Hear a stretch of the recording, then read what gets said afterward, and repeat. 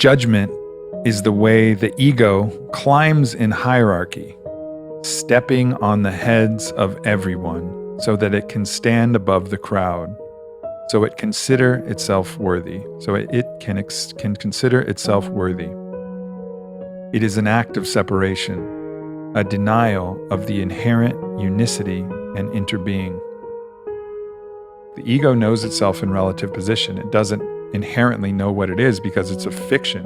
It's a story. It's an idea. We're an idea of who we think we are. We've got named, we got a body, and then the ego is like, I am all of this stuff, I think.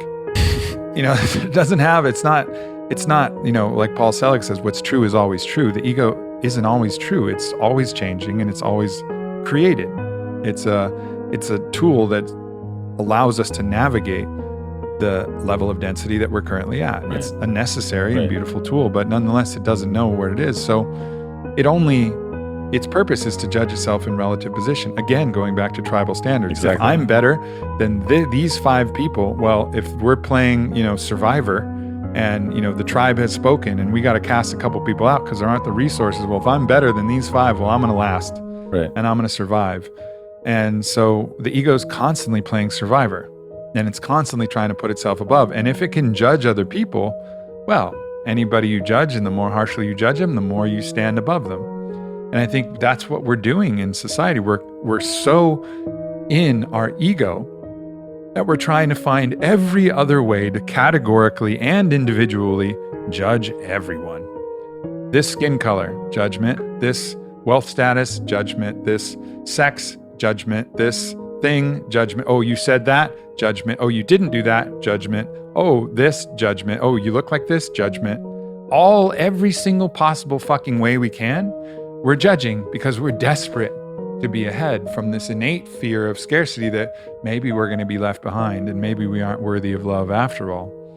But that's the impetus for judgment. It's to really step on other people to try and gain height. What's wild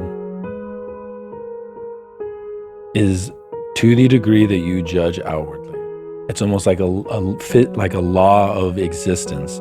You judge yourself that harshly.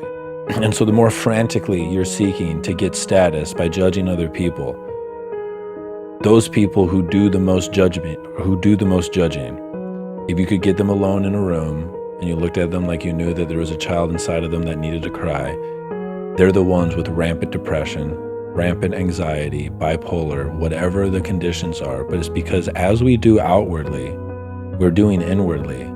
And to have compassion for, there is a very scared animal in you, especially if you've been traumatized or if you haven't known what it feels like to really get into the flow of the song of your life. Like, it is your nature to try to elevate yourself over other people because your genes think that it's required for you to get them into the next generation. Like, your reputation and your status is such a huge correlation to whether or not you would reproduce. Yep. But you also have motherfucking consciousness. You have sovereignty over how you use this. Yeah, because once you recognize like who you are beyond your own judgment of self, you don't need to judge other people because that's not the way that you justify who you are and justify your value. And the priority of putting the ego in relative position disappears. So if you're doing that, it means you're identified with the ego. And if you're identified with the ego, you're judging yourself accordingly because that's the whole reason why you're doing the whole thing. So it is a clear and absolute sign that you are in a forgetting of who you really are.